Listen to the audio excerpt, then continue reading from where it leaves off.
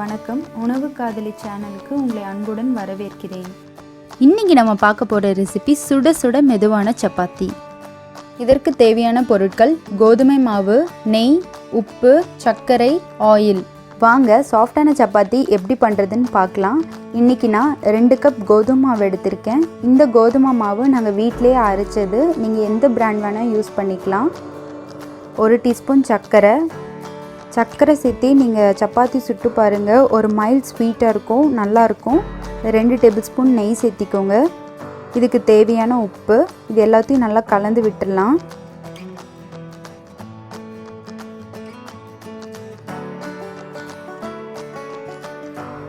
நான் hot water வச்சுருக்கேன். அதை கொஞ்சம் கொஞ்சமாக சேர்த்து நம்ம மாவு பிணைஞ்சிடலாம்.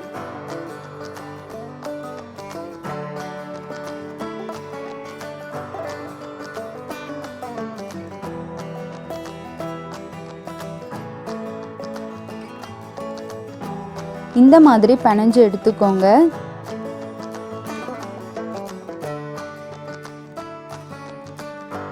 நான் இது மேலே கொஞ்சம் ஆயில் அப்ளை பண்ணிக்கிறேன். இது ஒரு 15 மினிட்ஸ் நல்லா ஊறட்டும்.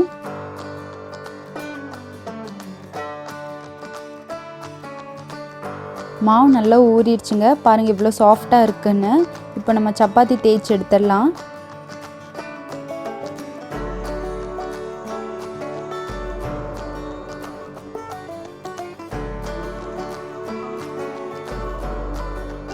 இப்போ சின்னதாக ஒரு உருண்டை எடுத்து மாவில் டஸ்ட் பண்ணியிருக்கேன்.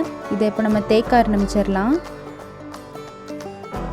நீங்கள் தேய்க்கும் போது சமமாக தேய்ங்க. அப்போ தான் உங்களுக்கு சப்பாத்தி எல்லா பக்கம் வேகும்.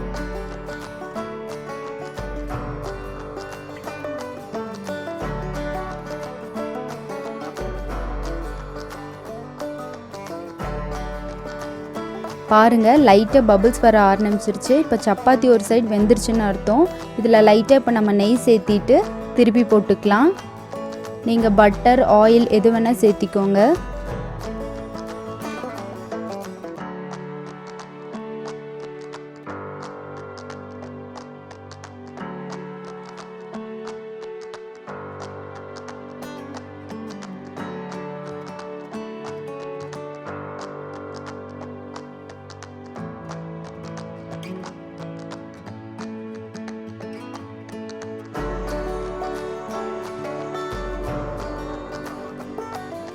அவ்வளோதாங்க, நம்ம ஈஸியான சாஃப்ட் சப்பாத்தி ரெடி.